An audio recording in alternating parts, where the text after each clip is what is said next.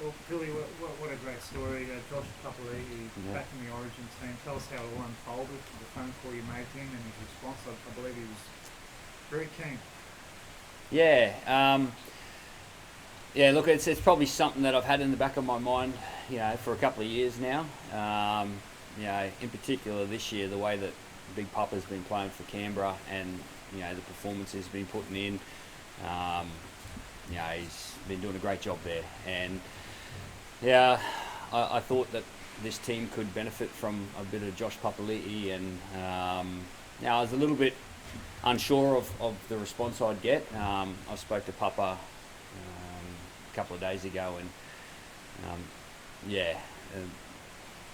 the response was pretty much where my head was at, which was fantastic, and it just shows you that he's still got that fire to play for this footy team. He's got that fire to represent the people of Queensland, and he's got that fire to go out and do a good job for his state. So I was pleased to hear that. It's got that almost. I know he's a different shape and a different kind of player, but it has Alan Langer sort of narrative running all the way through it. Like when Alan came in, obviously he made everyone feel 10 foot tall and bulletproof. And I imagine, and we know what happened next, but I imagine that's going to be another aspect of coming into camp, just the belief you'll give the team. Yeah, look, he's got an aura about him. He's he's a real warrior and has been for this footy team for a long time. And what will give his teammates belief is Big Papa going out there and doing his job. That's all he has to worry about. The rest will take care of itself. And like I said, he's been doing that every week for Canberra, and they're sitting on top of the ladder for a reason. Their whole team are doing a great job, but he's playing his part. When you were here for Game 2, you said it wasn't a call to Big Papa that you made or looked to make. What changed after a win that made you then want to make that call? I just thought that he could add something to our footy team.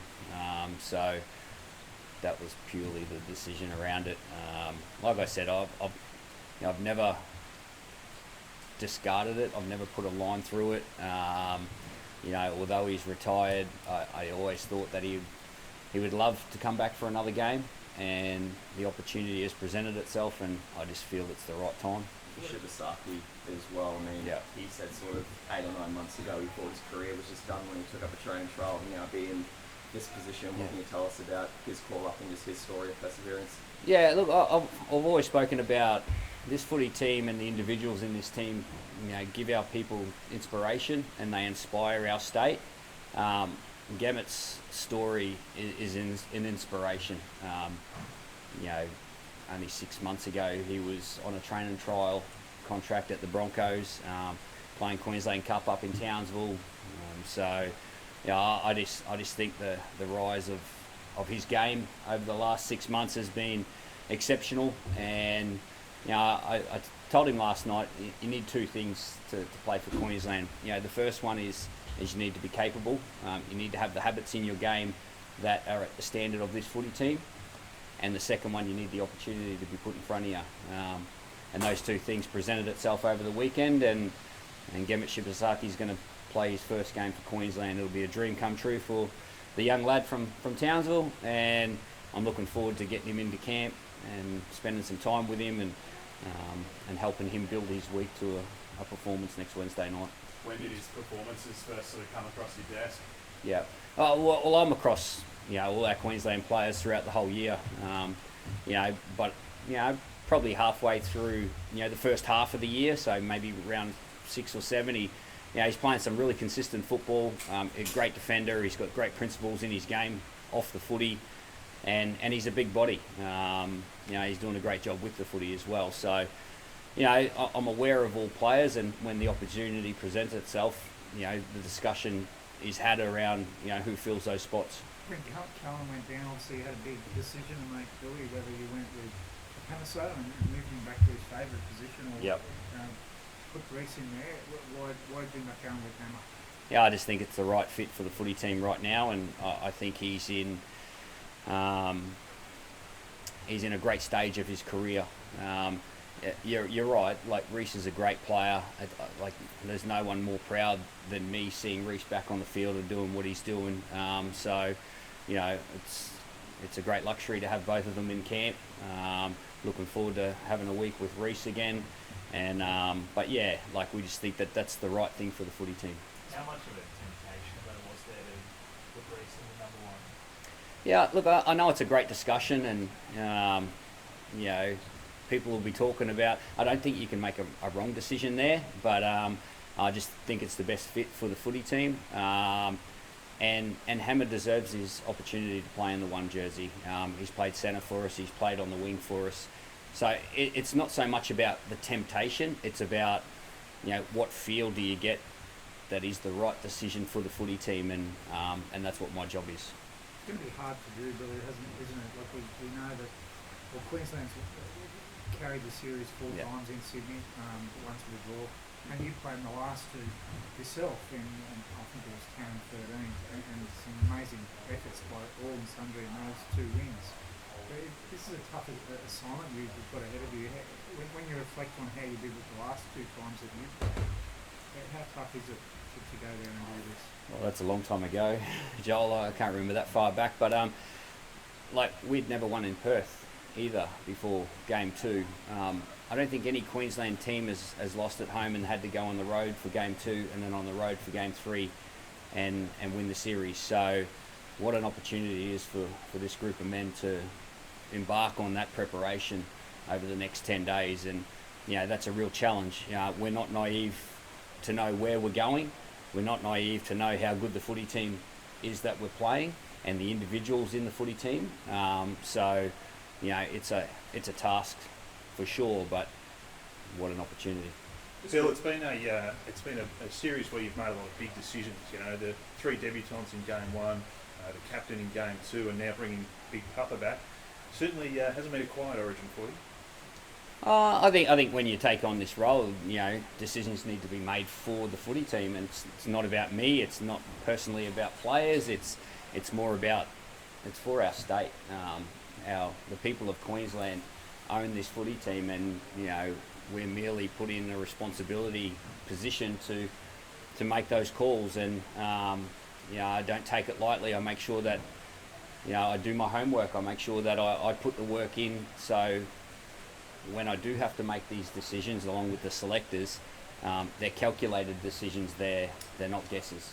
Just with Reece as well, I guess the knee injury that he had, I think you've spoken before about having it yourself in your career, and it is something you have to manage quite a bit. Did that factor into the decision at all, or is it purely Hammer's form over the whole year? Yeah, no, Reece is like he wouldn't be here if he was injured. Reece is in a great spot, and I've had that injury. I know what it is. I know how it feels, but yeah, no, it was purely a decision over who we thought was best for the position at this time. I know it's for now, you've made these decisions for the benefit of the team, but there is, I mean, you look at Queensland history, this has worked before, like the Alfie recall, the Adam Mogg selection in 2006, we all know what happened next there too, so it must be a huge lift to this team and yourself when you know you've made what looks like from the outside a bold choice, but it's paid off before. Yeah, look, the history of our team and the Queensland journey, I suppose, it is important, and we acknowledge that wholeheartedly, but nothing will work unless we make it work. Nothing is going to happen for us. We're not expecting anything to be given to us because it's worked for us in 2006, it worked for us in 2001, that's certainly not going to be a part of our preparation. The next 10 days needs to be about making it happen for ourselves next Wednesday night. With Josh Kerr coming into the squad as well, I imagine it's about a bit more than being the hype man, given the character that he is. Just what's the form, what have you seen in him throughout the year that's sent this call up into the squad? Purely performance. You earn those spots. They're not just given away, and those spots are there. If something happens, well, be comfortable with Josh Kerr and Jermaine Hopgood wearing a Queensland jersey. I think they're both doing a great job for their clubs at the moment. They've really earned those spots. They're there because of their performances for their clubs. I suppose you see Reece being, like if you have to enact it, and you can play in the halves as well. Like he does give you contingency. Is that part of why he's there too? Yeah, I think that's what you've got to look at for that 18th man spot is what if this happens, what if that happens, and you need to be able to cover as many situations as possible. Obviously, you can't cover everything, but in the past we've had to activate our 18th man, so that's a pretty thought out position and one that we go over pretty thoroughly. Billy, can you talk us through the Shibasaki phone call? I guess he would have been really surprised, like how emotional he got, that sort of thing. Yeah, no, he wasn't overly emotional. He's, he's 27 years old. He's quite mature and he speaks quite confidently. So, look, it was a great phone call. Initially, he thought it was just being a part of the squad, but then I said, "No, mate, you'll be playing for Queensland." So, like, you can tell that it's been a dream of his, growing up as a boy in Townsville, for a long time, and he's really earned this opportunity, and that was one thing I reiterated with him is that he's here because of him, not because I picked up the phone and dialed his number. He's here because of the actions that he's put in through the pre-season that earned himself a position in the Broncos team, and then his actions every week for the Brisbane Broncos. And when you go back and look at his game thoroughly, he brings plenty to his footy team. So, yeah, it was a great phone call, but one that he actually made himself through his actions. Phil Will said, I'm not sure if you agree with it, that you played well Queensland for 30 minutes in game two. What do you make of that, and what does that mean if you do agree with it, for what you need to get right this time? Because I guess that won't be good enough. I don't know whether you're happy with the second half or not, but how do you see that? Yeah, there were some good elements to our game. There was some parts to our game that we can certainly improve on. Be nice to turn 30 into 80. That'd be good, wouldn't it, Joel? But look, at the end of the day, field position and possession actually didn't go in our favour. So they're two things that we need to swing. To defend 48 tackles inside our own 20-metre zone, as opposed to New South Wales only having to defend 27, that's a huge number difference. And if we can turn that around, well, hopefully that'll make it a little bit easier on ourselves. Just on Big Papalii, he's leaving a lot to take up this opportunity. Like you bought it home, final season for the Raiders, getting towards a minor premiership. Like, what do you think they'll do for the rest of the group, knowing how much he's actually sacrificing to come home with Swan song? Yeah, look, it's a great story. Big Papa and his wife Seppa, they had another boy over the weekend, and Papa's actually not going to enter camp today. He's going to have a couple of days and make sure that his priority is being a dad for the next couple of days, and then he'll come into camp in a couple of days' time and get after his preparation. So it's one thing that we do make sure is that the families are looked after. Big Papa's family down in Canberra, he'll do that and make sure that's his priority. And then when he gets into camp, he'll be full steam ahead, so to speak. Billy, you got some personal attacks around game two. Are you expecting more of the same now? Everything is on the line. I'm all good. I've got a job to do right here, and that's where my focus will be. My responsibility is for this footy team and giving them a hand to help them play their best footy. And that's purely where my focus is at the moment, and that's where it'll remain for the next 10 days. And Billy, just on the Origins you played with Papa, what was it like in terms of how much belief did he instill in you, like defending next to him, having him in the team?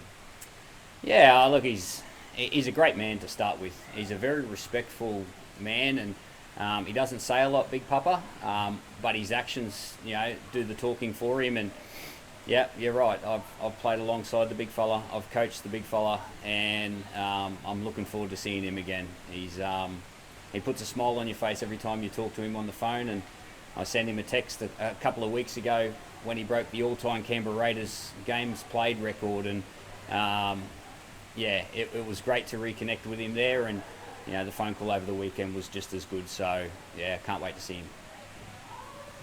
Cool, Thanks, gents. Appreciate it. Thanks, everybody.